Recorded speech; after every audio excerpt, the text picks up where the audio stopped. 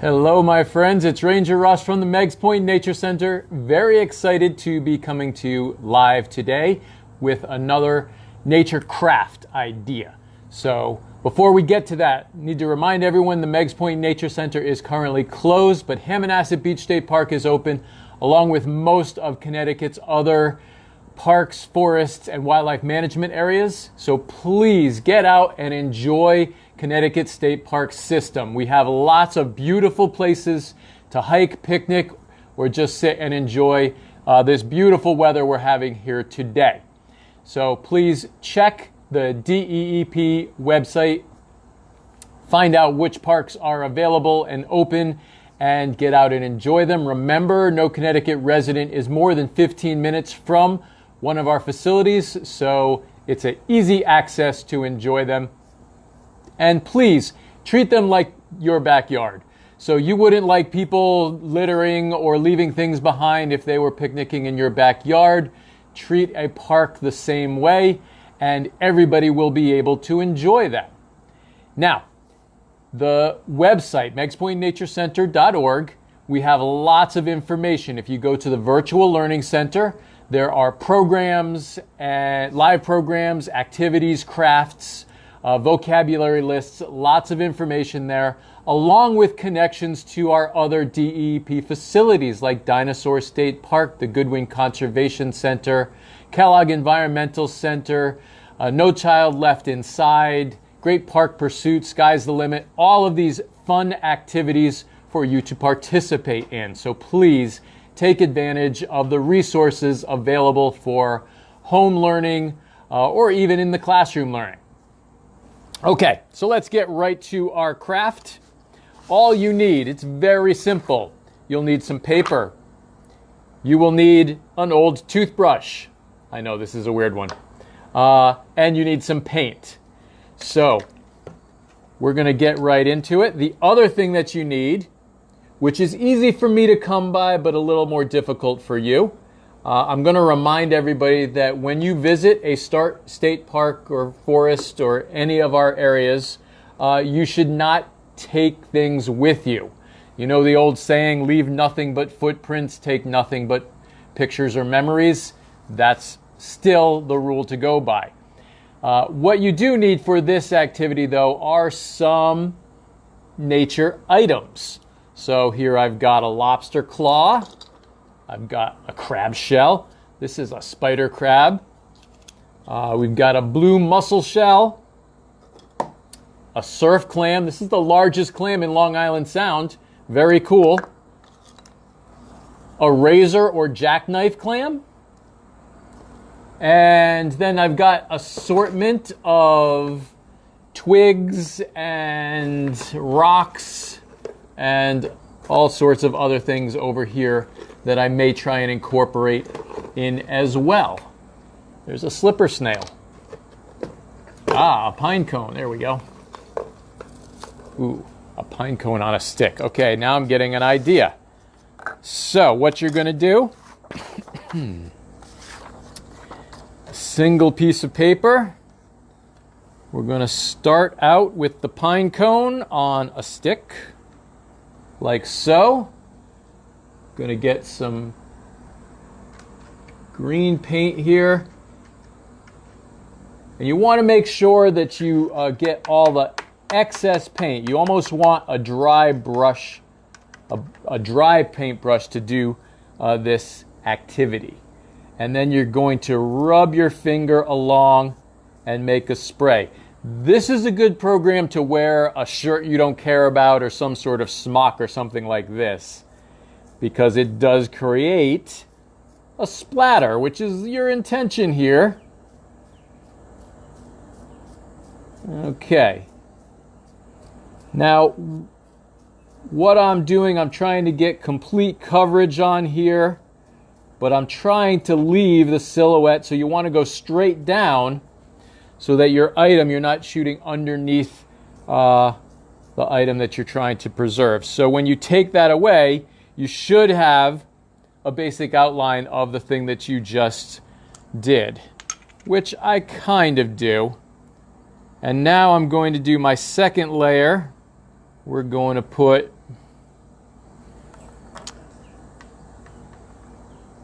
like so. I'm using the crab shell and a lobster claw. All I need is the claw there, not the whole arm. Maybe just fold it. There we go. Ooh, let's go this way. All right, claw, arm, and the end of this stick should do nicely. Okay, now we're going to choose another color. Again, get all the excess on or you'll get a big drip. We don't want a big drip. So I'm going to encourage everyone to, you can post your questions and comments. And please include where you're commenting from. I'm going to have to look up there at the questions and comments in a moment. Oh, I made it messed up there a little bit.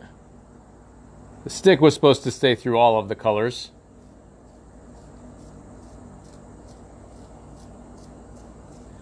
All right, so we did a little green first, and now I've got this neat, almost a sparkly metallic purple color.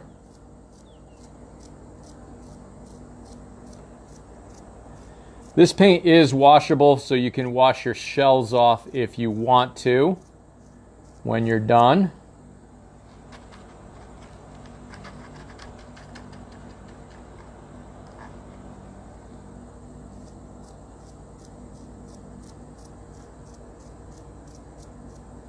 And I'm going to add some orange here, sort of a fluorescent orange. This would help if you had multiple paint brushes. Toothbrushes. I don't. So, oh, I got a drip. There you go. Again, get as much of that excess paint off as possible, and then you get a better splatter pattern. Now, typically when we do a technique like this, we're using the paper as a cover for a book in which we put like nature notes or journaling inside, so you can make your own cover. Move on to our next color, which we're going to do sort of a pink. Trying to get the excess off there.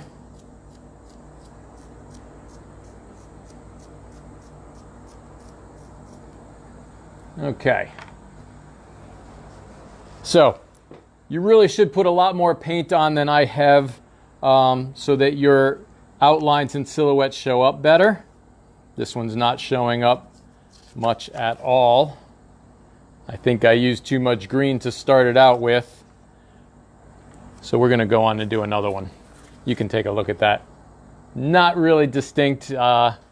Colors didn't show up as well as I wanted. So let's go to our next one. We're going to do a couple of scallop shells.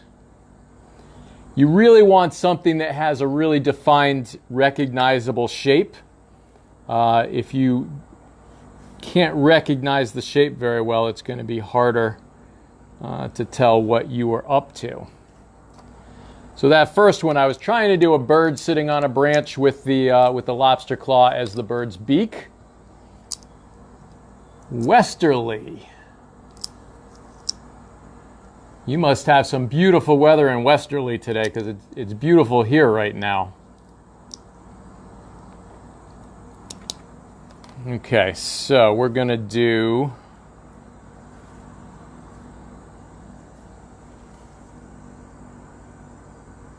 see if you can tell what I'm trying to do here. It does have lobster claws, but I'm not making a lobster. So you see if you can guess what animal this might be. Not a lobster, that's your first clue. Ooh. Alright, this will make it even better. So you can try and create your own animal. You can try and recreate an animal that actually exists in nature, or create something that is just from your imagination. And this one, the bird I was trying to do was my imagination. This one I'm trying to duplicate an actual animal. Okay, so let's, we're already in the pink, so let's start with some pink.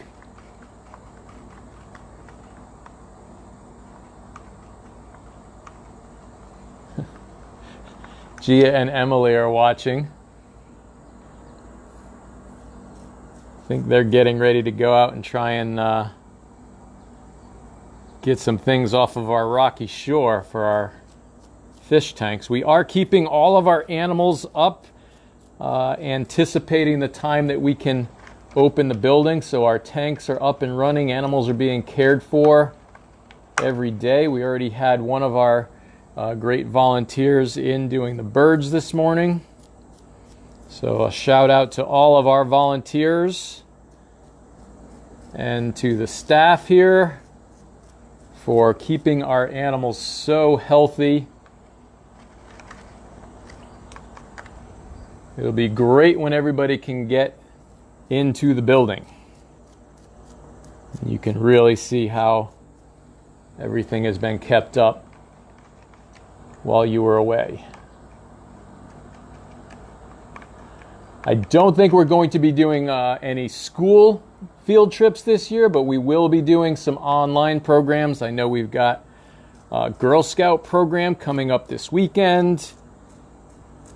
So there are some chances for some online learning other than just these programs that we're doing daily. Tuesday to Friday at 11 o'clock. You can see these programs, and occasionally, I've mentioned it, we're going to be doing an insect program, a nighttime insect program. We're going to have a nighttime storytelling program as well. So keep an eye out for those upcoming programs. Now, something with this, you want to make sure you're using washable paint because your finger is going to turn whatever color you're using, so you want to be able to wash it off. Oh, my red paint is really runny. I don't know how well this is gonna spray here. Let's try the red. Oh, not bad. Wow. So I guess the runny paint works better than the paint that's more dry. At least the red's coming on nicely. Again, getting all that excess off so you don't get those big drips. All right, do we have any guesses as to what this animal is? And Gia, you and Emily can guess as well, since I didn't tell them what the program was this morning. Fish tanks are messy.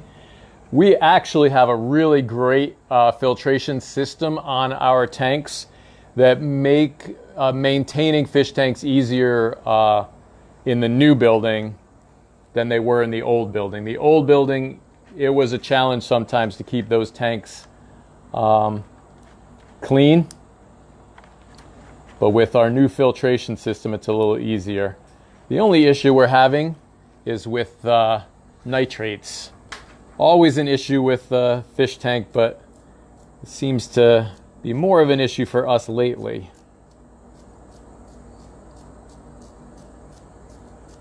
Just means more water changes.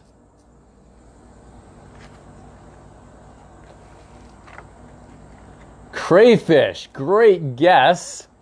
Very close. It does look, probably looks more like a crayfish than what I was intending, but crayfish is awesome.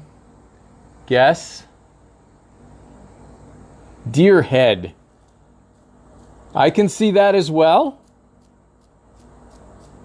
Yeah, the nose, antlers, could be a deer.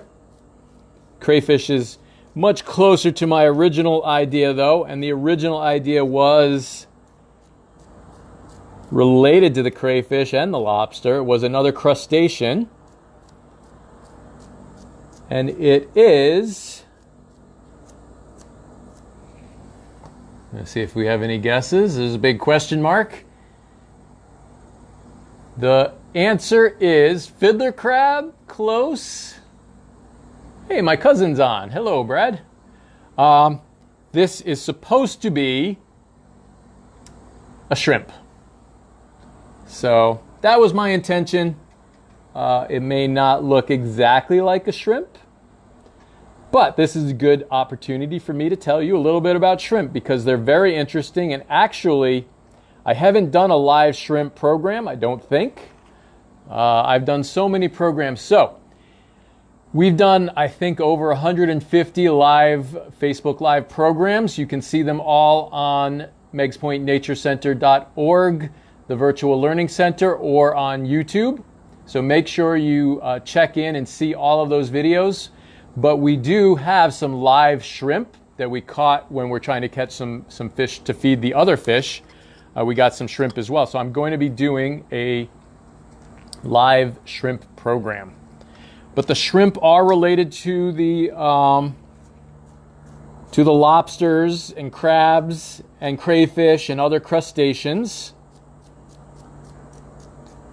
The shrimp that we get in Long Island Sound are not typically the shrimp that people eat, although you can eat them.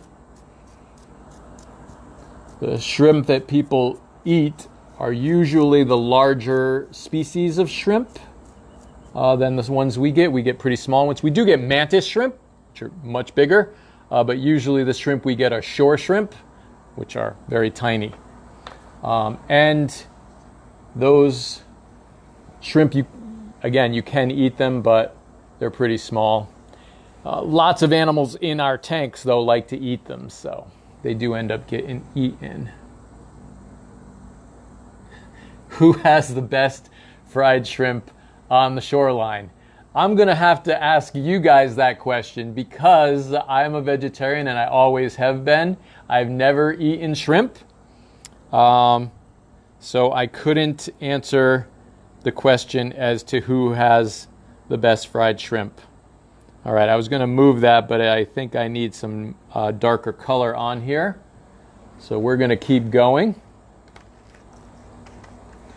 I know that people that visit the park very often tell me that the two fish places right by the park are the most popular, and that those are the Clam Castle and Fishtail. I've had Fishtail's ice cream. That's yummy. But yeah, I have not tried the fried shrimp.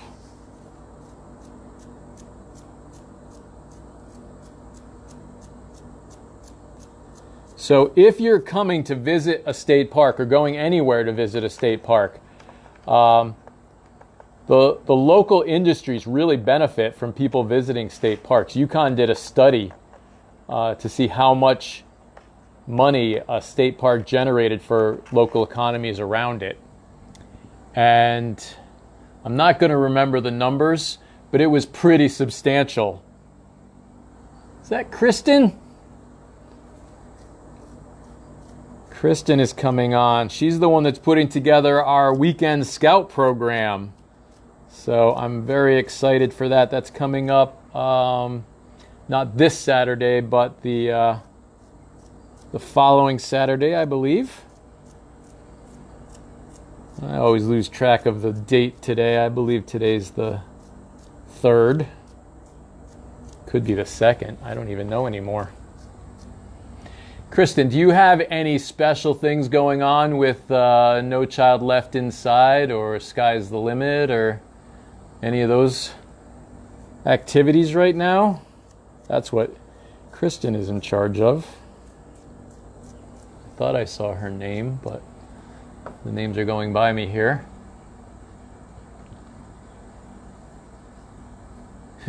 Someone says seafood is gross. Just the smell. Actually, I don't mind the smell. It doesn't smell bad to me, even though I don't eat it. It doesn't smell bad to me.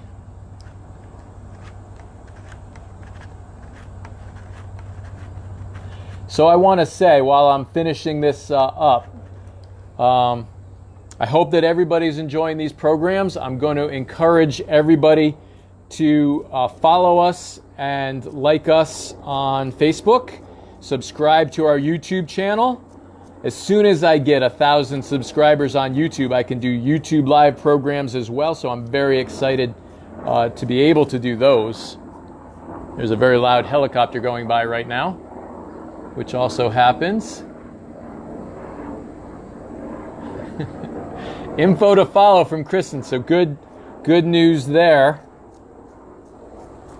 She's always working on something, so I know that all I have to do is ask, and I'm sure she's got projects in the works. So, and Kristen, I don't know if you saw, but I did a program at Haley Farm, which was, I don't know if it is this year, but it was a Sky's the Limit location at the Canopy Rock. And that was lots of fun to get out there and visit Canopy Rock, because it was a place that I used to visit when I was, well, practically since I was born, because my grandmother lived right next to Haley Farm. Okay, let's see if my shrimp slash crayfish looks like a crayfish or something else. There we go. Now you could keep on going to make these colors darker and make it give it more contrast. Let's see. I can't see what you guys are seeing, so hopefully that looks good there. But there we have today's nature craft. All you need is a toothbrush and some paint, and go out and find some cool stuff in the forest or in your backyard. I'm sure you can find plenty of this kind of objects at your local park, your backyard, anywhere you go.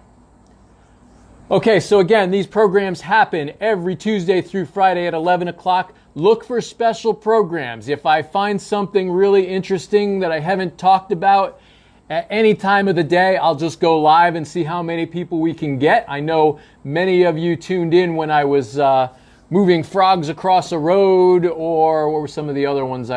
Some of the insects I found in my yard. I love those really cool insects.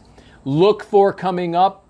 I'm going to do an entire program of campfire stories. Usually for the 11 o'clocks, I've done one story at a time. I'll do 4 or 5 stories sitting around an actual campfire in the dark. I am planning on going on vacation soon, so I will do some programs like that from vacation as well. So, subscribe to our YouTube channel, and I'll be able to do YouTube Live until tomorrow at 11. This is Ranger Russ signing off from the Meigs Point Nature Center. Goodbye, all.